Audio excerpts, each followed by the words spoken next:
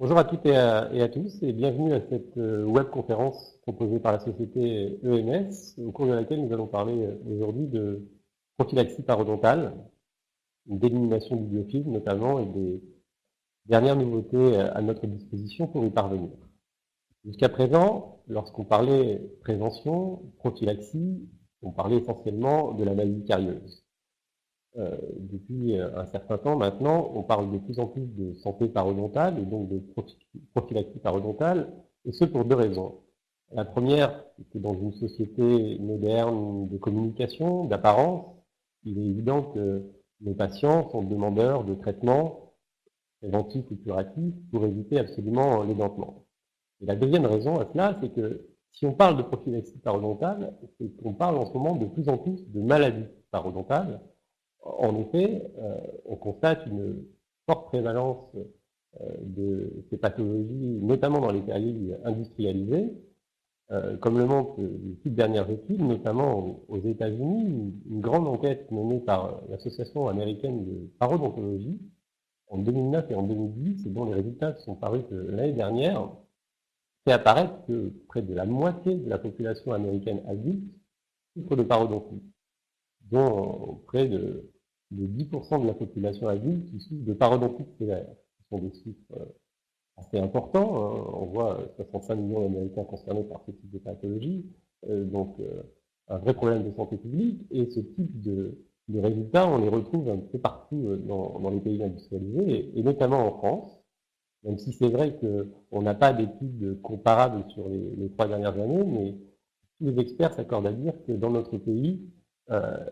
80% de la population adulte est touchée par la maladie parodontale, que ce soit les gingivites ou les parodontites. On estime que les parodontites sévères touchent 5 à 20% des adultes,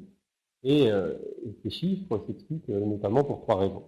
La première, c'est un faible niveau d'hygiène bucco-dentaire des Français. Quand on regarde un peu les statistiques de vente de brosses à dents, on peut être inquiet, hein, puisque il y a à peu près 90 millions de brosses à dents vendues chaque année en France. Ça représente seulement 1,5 brosses à dents par an et par habitant. On est très loin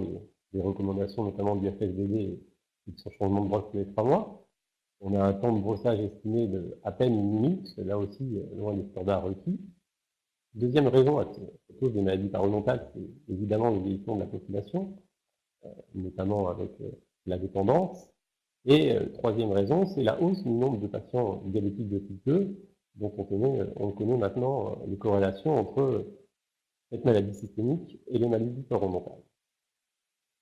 Quand on parle de maladie parodontale, évidemment, on parle de plaques dentaires, de biofilm, précisément. Quand on regarde sur ce type de photos, cet enduit jaunâtre, blanchâtre, qui se dépose à la surface des dents, il peut être intéressant de s'intéresser à sa composition, à sa structure, pour mieux le connaître et mieux savoir ensuite comment l'éliminer. Il faut savoir que les maladies parodontales sont évidemment une maladie infectieuse où on a une colonisation bactérienne des tissus qui va provoquer ces réactions inflammatoires, et l'origine est donc cette plaque dentaire et essentiellement le biofilm associé à certaines protéines salivaires. Et quand on regarde de manière précise ce biofilm, notamment au microscope, contrairement à ce qu'on peut penser, ce n'est pas simplement des bactéries posées ici et là sur une surface, avec une organisation qu'on pourrait qualifier d'aléatoire, mais au contraire, on fait face à quelque chose d'extrêmement structuré, avec une communauté composée de micro-organismes de manière bien spécifique, aussi bien dans sa composition que dans les phases chronologiques de formation de ce biofilm. Un biofilm qui est extrêmement pathogène, avec un grand nombre de bactéries, hein, puisqu'on estime que dans un millimètre cube de biofilm, soit 1 milligramme, on a plus d'1 million de bactéries, et là aussi une diversité des espèces très importante, avec plus de 700 espèces et des familles bien spécifiques. Le biofilm, comme je vous l'ai dit, il est extrêmement structuré, aussi bien dans sa forme que dans sa composition, puisqu'il est composé de microcolonies, qui d'abord vont venir se déposer à la surface de la dent comme une première pellicule, et qui vont ensuite grossir en volume pour ajouter un biofilm mature avec cette forme caractéristique en champignon, où dans cette structure, les bactéries vont s'organiser de manière quasi militaire et hiérarchique, hein, puisqu'on va retrouver à la base et au centre de ce biofilm des bactéries anaérobie stricte, alors qu'en surface, logiquement, on va retrouver des bactéries aérobies. Et au sein de ce biofilm, on a un certain nombre de canaux de communication entre les bactéries, mais aussi des canaux pour permettre leur nutrition et leur évolution. Et dans la composition et la formation de ce biofilm, là aussi, il y a un certain nombre d'étapes très spécifiques qui sont respectées, puisque on se rend compte qu'il y a une première phase avec une adhésion, et c'est un phénomène d'adhérence bactérienne, quelque chose qui va revenir précieusement et qui est fondamental, avec dans un premier temps des bactéries des complexes jaunes et bleus, et on verra ce que signifie ces complexes ensuite, qui viennent coloniser comme une première pellicule la surface des dents, et ensuite d'autres familles viennent coloniser et provoquer la maturation du biofilm. On a ensuite donc, après les familles bleues et jaunes, les familles violettes et vertes, et ensuite les familles oranges, et enfin les bactéries du complexe rouge, qui sont des bactéries extrêmement pathogènes comme on va le voir, qui vont permettre cette maturation du biofilm avant une dernière étape, elle aussi toute importante, qui est la translocation, c'est-à-dire des bactéries qui deviennent mobiles et qui vont aller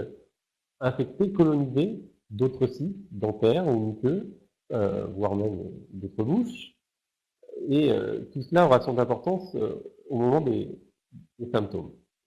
Comme je vous dis, on parle de complexe de couleurs, c'est le fameux complexe de Sokransky, où on va retrouver des noms assez connus, puisque dans le complexe jaune et bleu, on a des bactéries qui sont essentiellement cariogènes, les Bacillomyces, la famille des Streptococcus, et puis dans la famille rouge, on a les bactéries